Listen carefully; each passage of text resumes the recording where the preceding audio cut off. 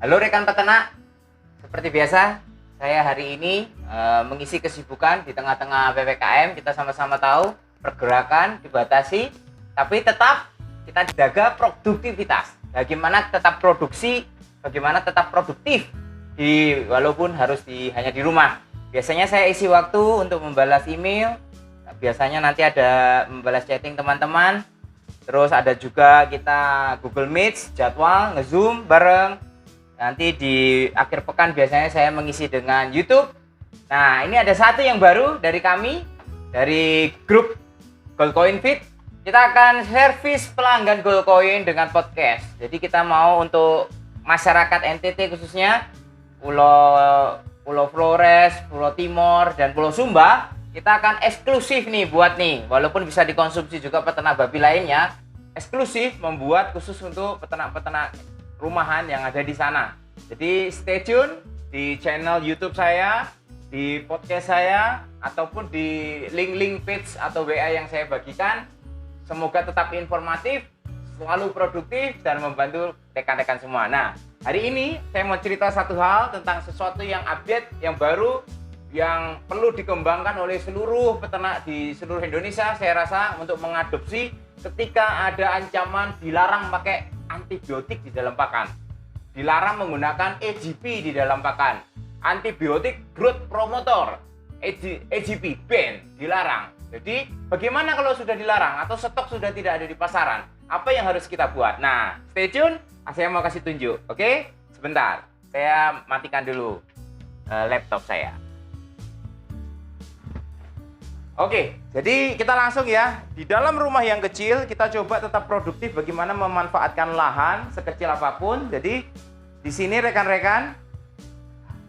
Nah, probiotik itu apa? Probiotik itu adalah bagaimana pembiakan bakteri. Bakteri-bakteri yang baik untuk makhluk hidup. Bakteri yang baik untuk babi, bakteri yang baik untuk ayam. Kenapa baik? Karena dia memberikan kontribusi positif. Ketika dia hidup di dalam perut, ketika dia berkembang di dalam perut, akan ada efek yang positif untuk inangnya, untuk makhluk hidupnya. Jadi kalau babi makan, di dalamnya ini ada bakteri, bakterinya berkembang, nah metabolis sekunder dari bakteri ini akan membantu. Nah, ini ceritanya adalah bagaimana saya memurnikan bakteri. Mungkin bisa di zoom lebih dekat. Jadi yang ini kita fokus pada Saccharomyces cerevisiae, yang ini fokus di Bacillus. Nanti yang ini ada di Lactobacillus, kelihatan ya, ada protein susunya ya. Terus yang ini ada di rempah-rempah, kita menggunakan kombinasi bakteri. Selain itu, ini kombinasi 4 bakteri. Nah, ini adalah kita pakai media-media yang berbeda-beda. Tujuannya apa? Tujuannya memurnikan supaya kita mendapatkan strain bakteri yang kita inginkan. Ya, jadi tadi kita sudah jelaskan ya bagaimana memurnikan ini tiap-tiap botol. Jadi setiap botol ini tujuannya pemurnian, medianya beda-beda, mikrodosisnya beda. Jadi tadi ada tambahan lagi di sini Aspergillus oryzae yang biasa pakai tempe, ini Bacillus. Terus ini yang rempah-rempah, ini jeruk nipis atau jeruk lemon, ini Lactobacillus, ini Saccharomyces cerevisiae, ini kombinasi, dan ini kita coba train di media pakan. Jadi bagaimana kita mengkombinasikan ini, kita nanti akan sebut produknya ketika sudah dicampurkan semuanya. Kalau ini kan sedang pemurnian, fermentasi tabung, pemurnian, kita sebutnya pemurnian. Kita nanti kalau sudah dicampur di komersial itu kita sebutnya nanti mikroorganisme lokal. Kenapa lokal? Ya kita tidak terlalu di skala lab yang memang bisa mensortir murni bener banget itu kalau Aspergillus oryzae. Jadi di dalam kenapa disebut mikroorganisme lokal? Dikarenakan di sini kita tidak yang sterilisasi satu strain saja. Kita memang membiarkan strain-strain berkembang, jenis-jenisnya bakteri yang berkembang, tapi kita tahan di yang positif, yang membantu inangnya berkontribusi positif, bukan bersifat patogen. Nah, jadi kalau ditanya nanti Saccharomyces cerevisiae ini nanti yang strainnya yang turunannya apa gitu. Nanti kita nggak bisa pastikan. Tapi kita pastikan ada Saccharomyces cerevisiae, ada Aspergillus oryzae, nanti ada Bacillus juga, nanti ada Lactobacillus juga. Jadi itu ada dan akan digabungkan, berkembang, beradaptasi sendiri mereka, komposisinya bagaimana kita biarkan mereka berkompetisi secara natural, tapi kita ciptakan suasananya yang menjamin bahwa dia tetap kontribusinya nanti sifatnya probiotik, sifatnya bagus untuk ternak. Nah, ini kenapa ya ada tabung-tabung air seperti ini? Ini tujuannya supaya anaerob yang dari dalam ketika menghasilkan CO2-nya bisa dikeluarkan. Jadi tabungnya nggak meledak. Kalau teman-teman nggak kasih ini, biasanya tabungnya kori isi gas, nanti kedepannya akan meledak. Atau teman-teman harus buka tutup setiap hari. Itu juga bahaya karena nanti akan ada kontaminasi, bakteri lain masuk, malah nanti bakteri lain yang berkembang. Jadi awal mula kita sudah coba sedemikian rupa sterilisasi ini, dan kita coba bagaimana kita turunkan pH supaya bakteri-bakteri yang di pH asam saja yang bisa hidup. Karena apa? Biasanya yang bakteri yang hidup di pH asam itu bersifat baik untuk inangnya, untuk ternaknya. Jadi kita usahakan semuanya sifatnya asam dulu. Jadi nanti teman-teman mungkin nanti kalau di pasaran kenal istilah acidifier. Nah, ini salah satunya acidifier. Acidifier dari jeruk lemon. Kenapa jeruk lemon dipakai? Karena jeruk lemon mengandung asam sitrat. Asam sitrat yang bisa menurunkan pH. Menurunkan pH ini baik untuk ternak karena lambung, usus halus itu awal-awal itu semuanya pH-nya asam. Kenapa asam? Tuhan sudah ciptakan itu supaya untuk membunuh bakteri ketika dimakan. Babi kan di makanan kan makannya nggak dimasak. Terkadang ada bakterinya di dalam makanan itu. Itulah kenapa lambungnya sifatnya asam. Untuk mendegradasi, untuk menurunkan jumlah populasi bakteri, populasi jamur yang ada di dalam makanan yang dia makan supaya tidak beracun untuk dia ke depannya. Nah itu. Jadi masalahnya sekarang apa? Ketika teman-teman menambahkan mineral-mineral sembarangan. Menambahkan kalsium, DCP, MCP, belum lagi ada yang mineral gitu kan, ada angkanya itu 10 gitu kan. Mineral-mineral yang murah, batu-batuan itu akan merusak pH perut. Ketika pH perut rusak, naik turun, nggak jelas, teman-teman nggak tahu, nggak kontrol, itu nanti ada istilahnya teori acid balance capacity, ABC. Nanti kalau di formulator itu ada ABC-nya, targetnya berapa. Nah, acid balance capacity ini adalah bagaimana perut bisa menurunkan pH supaya pH-nya tetap asam. Nah, kalau teman-teman tambah kapur, CaCO3, tambah DCP, tambah kalsium, MCP, teman-teman tambah sembarangan tanpa menghitung, bayangkan perut akan menjadi basah. Kalau menjadi basah, E. coli masuk, Salmonella masuk, terus Clostridium bisa masuk. Nah, kalau itu udah masuk, nanti diare. Kalau udah diare, nanti nggak makan, terus diare, kurus, disentri, keluar berak darah, babi endingnya mati.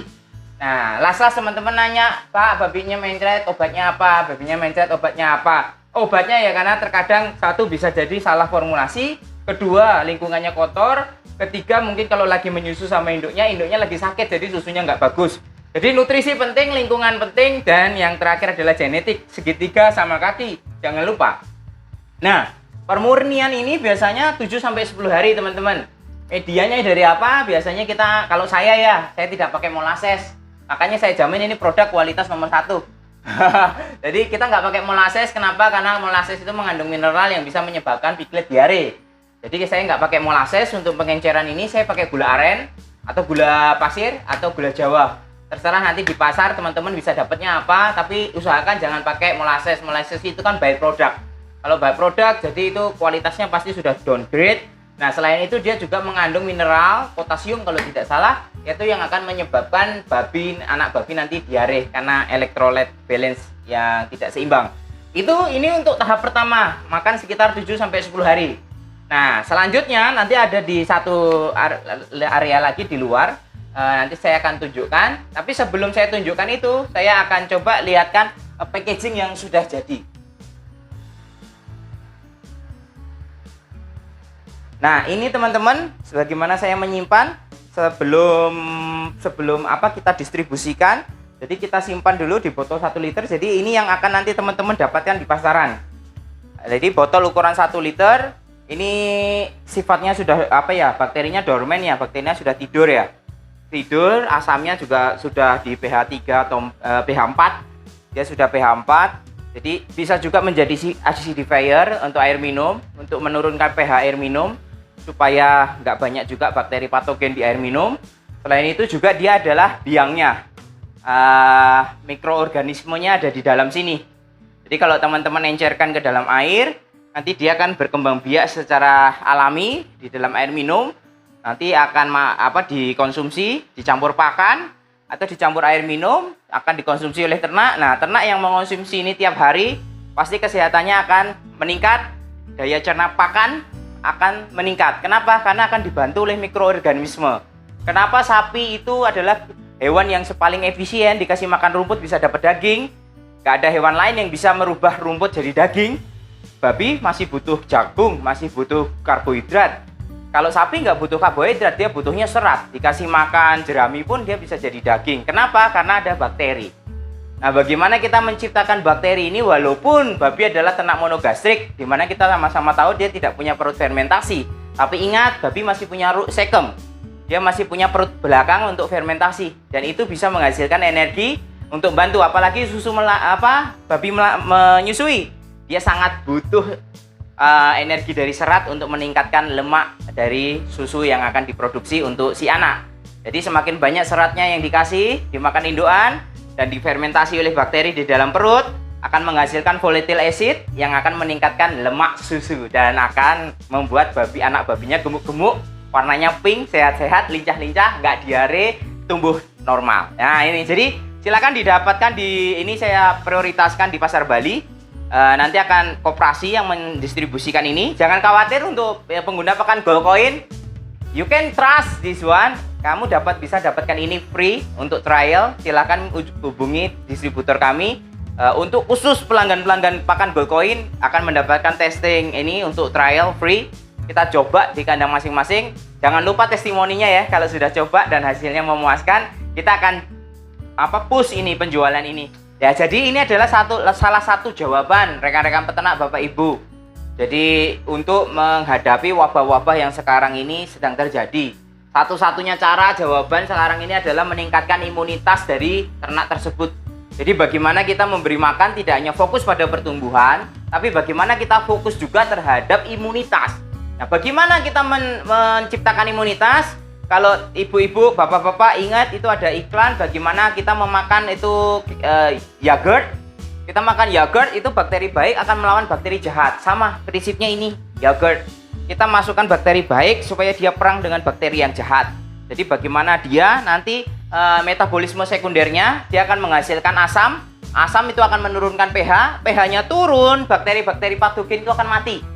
Jadi bakteri yang baik itu hidup di suasana asam, bakteri yang jahat hidup di suasana basa. Jadi bagaimana kita menciptakan suasana di dalam perut itu asam. Baru nanti pH-nya agak naik, nanti setelah perut halus, usus halus, baru nanti masuk ke usus besar, fermentasinya biasanya nanti pH-nya normal 6 atau 7. Tapi di lambung, di usus halus untuk pencernaan dan bakteri yang baik, kita pastikan pH-nya harus selalu asam. Itulah kenapa di pasaran banyak jualan supplier prinsipal tentang acidifier. Bagaimana acidifier menjaga pH di saluran pencernaan. Nah, kita bikin yang alami-alami aja. Bisa ada campuran tadi jeruk nipis dan campuran beberapa mikrobiologi. Kita kembangkan, kita campurkan air minum, bisa juga dicampurkan di pakan basah ya, pakan combor ya. Jadi silakan implementasinya bagaimana, konsultasi bersama kita.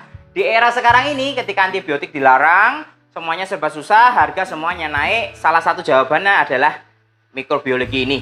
Jadi selain prebiotik, nanti namanya ini probiotik, nanti ada lagi pitobiotik. Pitobiotik itu biasanya kita ekstrak dari, saya masukkan juga pitobiotik, saya masukkan rempah-rempah tadi, ada ekstrak jahe, kencur, ada banyak campuran dari rempah-rempah, itu salah satu jawaban dari pitobiotik.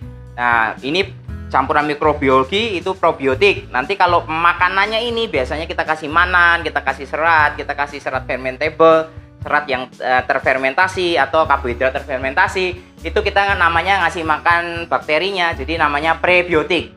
Jadi ada prebiotik, probiotik, fitobiotik. Nah, itu adalah jawaban di era-era sekarang ini ketika antibiotik mulai dilarang.